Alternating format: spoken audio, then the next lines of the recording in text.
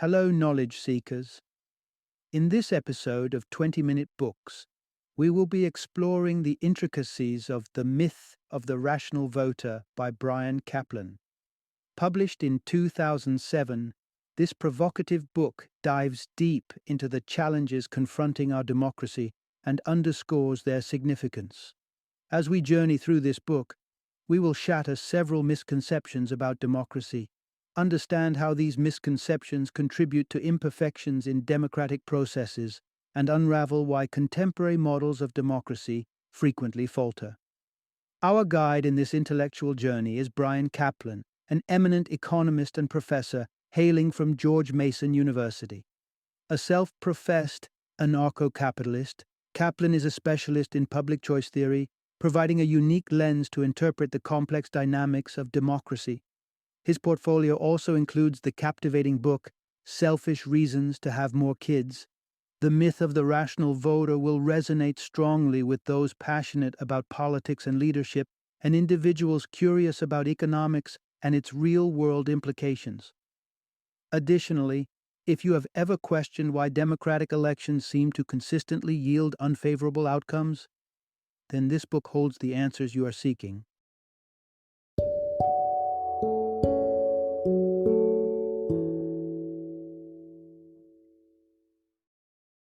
The Myth of the Rational Voter: Why Democracies Choose Bad Policies. Introduction. Dive into the truth, the unseen biases disrupting our democracy. Living in the Western world, most of us are quick to affirm that democracy is the pinnacle of political and societal organization. It's a progression from aristocratic, dictatorial, or other forms of authoritarian governance to a system that endorses freedom, justice, and equality. But currently, democracy seems to be floundering. Economies are stagnating, unemployment rates are soaring, and democratic governments appear to be struggling to meet the pressing challenges head-on.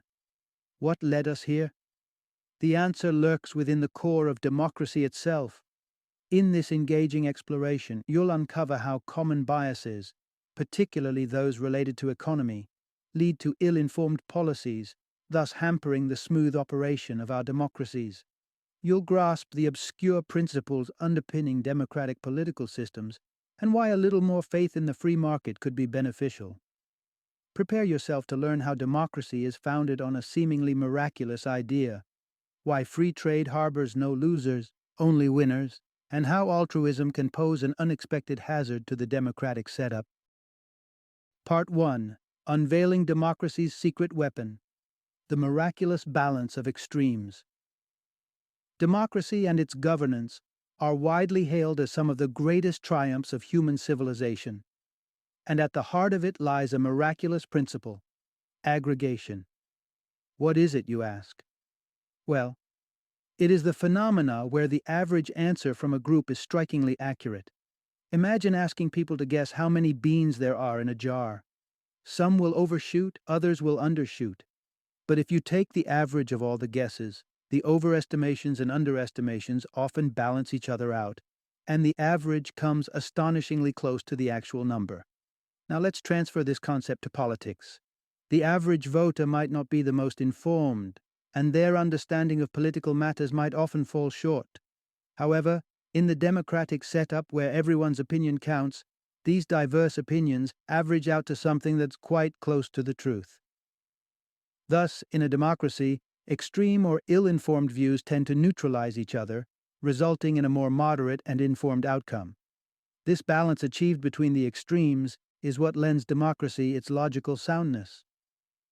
In an ideal democracy, mainstream ideas rise to the top, while the extremes nullify each other, courtesy of this miraculous phenomenon of aggregation. This is the distinct advantage of democratic governments over dictatorships, where the reins are held by a select few, whose perspectives often contrast starkly with the majority.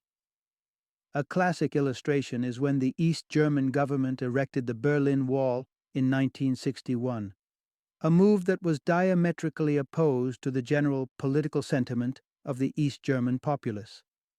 Had East Germany been a democracy, the miracle of aggregation would have effectively prevented such a wall from being constructed. Thus, it's the miracle of aggregation that powers the smooth functioning of democracies. Yet, there are instances where democracies falter. So, let's explore why that happens. Part 2. Unmasking the bias that hinders the miracle of aggregation and subsequently our democracies. It's no secret that many democratic governments often enact policies that seem to run counter to the collective good, protectionism being a notorious example. In such instances, something is interfering with the operation of the miracle of aggregation. One of the significant roadblocks is the prevalence of widespread bias, which can disrupt the effectiveness of the aggregation phenomenon. Because, at the end of the day, aggregation has one Achilles' heel. It only works when opinions are scattered across the spectrum. Take the bean guessing game as an example. The average guess gets pretty close to the correct number because there are almost equal numbers of people overshooting and undershooting. But if the information available is skewed, the magic of aggregation falls apart. Imagine a hypothetical society where it has been widely, but wrongly, circulated that people usually underestimate the number of beans in the jar. This misinformation would likely create a bias amongst future guessers who would then tend to guess higher than they normally would, thus skewing the average above the actual number. Though hypothetical, such pervasive biases are quite real, and their widespread acceptance has been substantiated by various surveys. For example, the 1996 Survey of Americans and Economists on the Economy, SEI, posed a series of economic questions to diverse groups. One question was whether high foreign aid spending was a significant factor for the U.S. economy's underperformance. A staggering majority of common citizens believed that foreign aid spending was, at least to some extent, contributing to the nation's economic woes. However, the majority of the economists involved in the survey didn't see any connection. In fact, across a broad range of political subjects, the average responses from the general public differed drastically from the average opinions of the economists. This suggests that widespread misconceptions and biases were swaying the views of the general population. Part 3. The common bias. Distrust in the free market and underestimating its might. Having unveiled the impact of bias on democracy, it's time to delve into one of the most dominant biases that prevail: a deep-seated skepticism of the free market. Yes, you heard right. The majority of people hold the belief that actions driven by profit are inherently evil and antisocial. Even discussing the fact that businesses aim to make profits can be considered controversial. To quote the renowned economist of the 20th century, Joseph Schumpeter, "It feels as if the free market is on trial, with the jury already having chosen the death sentence before the trial has even started." This widespread mistrust of the free market stems primarily from misconceptions of market principles, leading people to significantly underestimate the capabilities of free markets. A common misinterpretation is considering a company's revenue as its profits. From this viewpoint, the money a company makes by selling a product, the revenue, is directly converted into profits and handed over to the company's owners. No wonder this appears unethical. Why should the already affluent individuals reap more wealth? This perspective fails to distinguish between revenue and profit. The money earned serves as an incentive for the company's owners to produce items that consumers will purchase and that can be sold at affordable prices. Hence, the earned money is usually reinvested into developing larger, more efficient factories or hiring more workforce. This misinterpretation of fundamental market principles causes many to underestimate the power of free markets. The reality, however, is that most free market operations function exceptionally well and contribute much more to society than generally perceived. This misperception has fueled the spread of anti-market bias far and wide. But this isn't the only widespread bias out there. There's another highly influential bias that we will be exploring next. Part 4. The widespread misunderstanding about the perks of international trade. Having established the skepticism towards the free market, let's explore another pervasive bias: a common distrust towards international trade.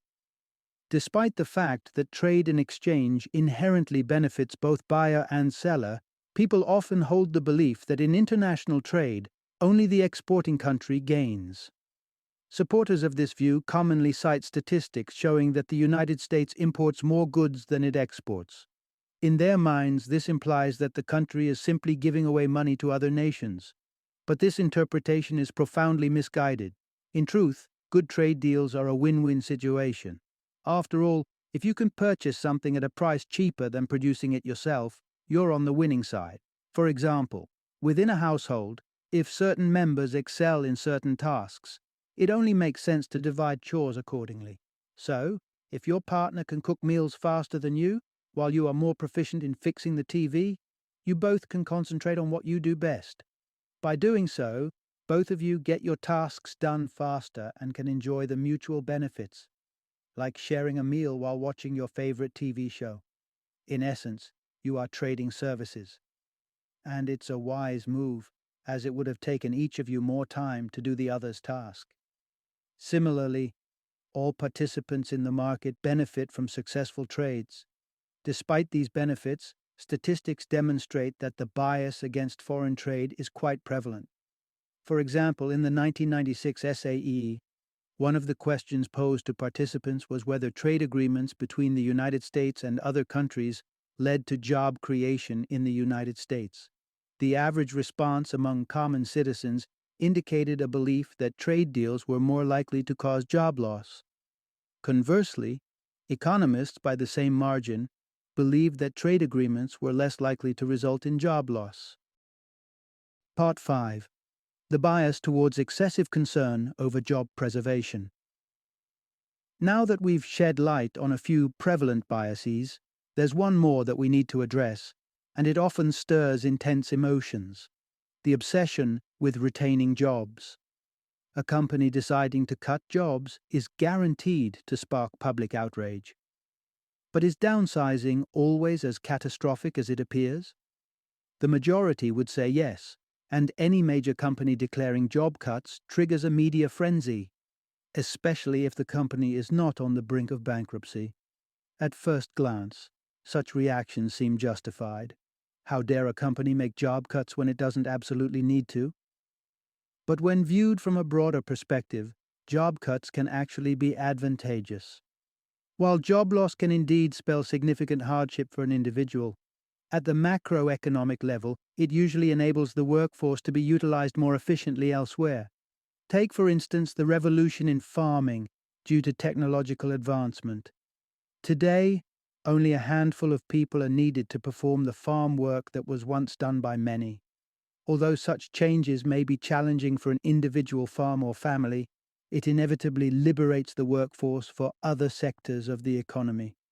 Just think about how constrained the rapid growth of the technological sector would have been over the past several decades without the steady supply of workers released by the Industrial Revolution. Or consider it on a smaller scale.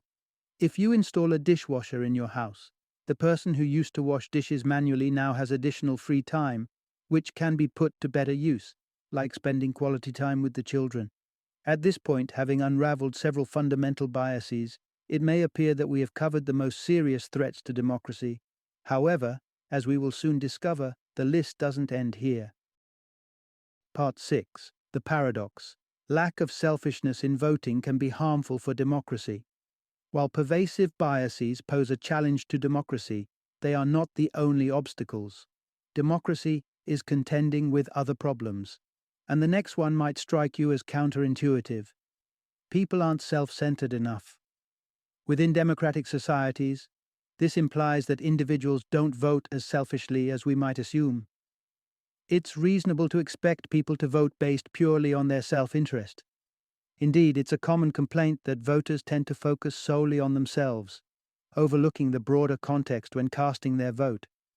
But the reality deviates quite significantly from this presumption. As it turns out, in a 1980 article, political psychologist David Sears debunked the idea of the selfish voter, demonstrating that the unemployed are only marginally more in favor of government-guaranteed employment. and the uninsured are only somewhat more inclined towards universal healthcare. In fact, individuals' voting choices are driven by more profound reasons such as deep-seated emotional beliefs, partisan leanings, or thoughts on what's generally best for elements like the overall economy. This mindset actually harms democracy because voting from a more self-centered viewpoint could yield superior outcomes. Imagine, for instance, if every voter was driven exclusively by personal gain.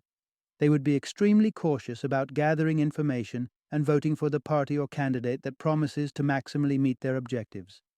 The resulting outcome would be the election of politicians and parties that would likely act in the majority's interests, aligning perfectly with what most citizens desire.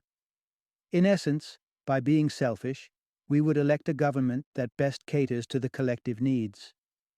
Despite the conventional wisdom encouraging us to consider others when it comes to voting, the most effective way to do so could be by focusing on one's own interests. Part 7. Emotional attachments in politics can undermine democracy. So far, we've learned that people are inherently biased and seldom vote solely based on self-interest. However, these aren't the only challenges democracy has to confront. They're amplified by the reasons individuals choose a specific candidate, party, or political ideology. We've already touched on how prevalent biases can interfere with the miracle of aggregation, a crucial component of a functional democracy. Still, there are other significant influences at work, with emotional attachment to certain beliefs playing a particularly vital role in voter decisions. Everyone holds certain convictions that we ardently wish to be true, regardless of the counter-evidence. For example, if you believe it's morally wrong to reduce taxes for the wealthy, you'll be deeply vested in maintaining this belief. If it proved incorrect, your entire worldview would be rattled. In reality, individuals are so emotionally attached to such views that they'll fiercely dispute anyone who challenges them, even if the challenger's arguments are logically sound and rational. Unless we come across a compelling counter-argument that is too strong to dismiss, we're likely to fervently cling to our beliefs, dismissing other people's perspectives. Consequently, we vote for politicians who pledge to adhere to our emotionally charged beliefs and reject those who don't, regardless of the strength of their arguments or the viability of their ideas. By now, it should be quite evident how various factors can negatively impact the voting process. However, one piece of the puzzle is still missing. In the end, our individual influence over the outcome of any election is strikingly small. Part 8. There's little incentive for voters to behave rationally. If our emotional connection to a belief is so strong, what could potentially sway us?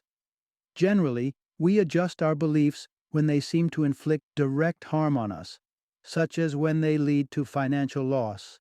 Essentially, we're compelled to act rationally when our personal stakes are involved. Consider this scenario. You own a store and staunchly believe that you should sell goods exclusively to individuals of a specific religious or political persuasion. You might derive satisfaction from living by your deeply held beliefs, but concurrently, you're missing out on a wealth of potential customers. When this customer loss starts to significantly impact your revenues, you'll likely reassess your beliefs, or at least reconsider their influence on your business strategy. The issue is, during elections, voters rarely see how their votes can significantly impact their daily lives.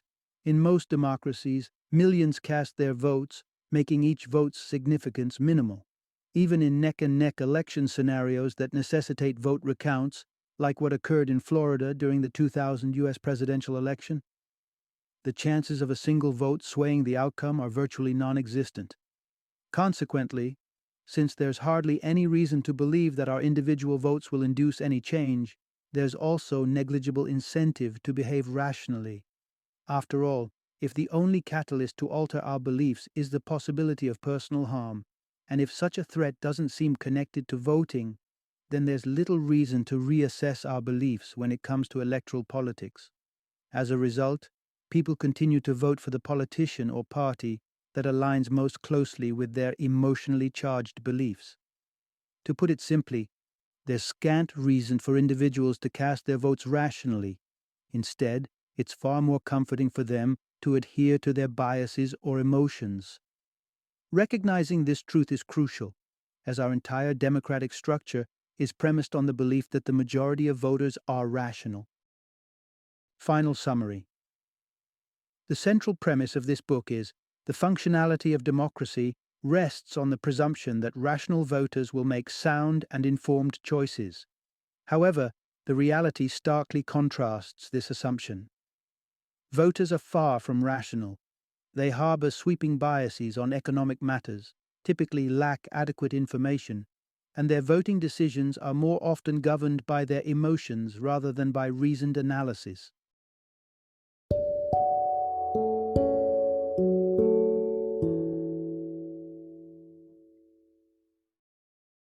Thank you for joining me today on this journey of learning and discovery as we explored the insights of another thought-provoking book in our growing library of knowledge. If you've enjoyed our time together, please take a moment to follow our podcast, give us a 5-star rating, and share 20-minute books with other knowledge seekers. Your support truly means a lot. Don't forget to join me again in the next episode, where we will delve into another enriching book. Until then, happy reading and happy listening.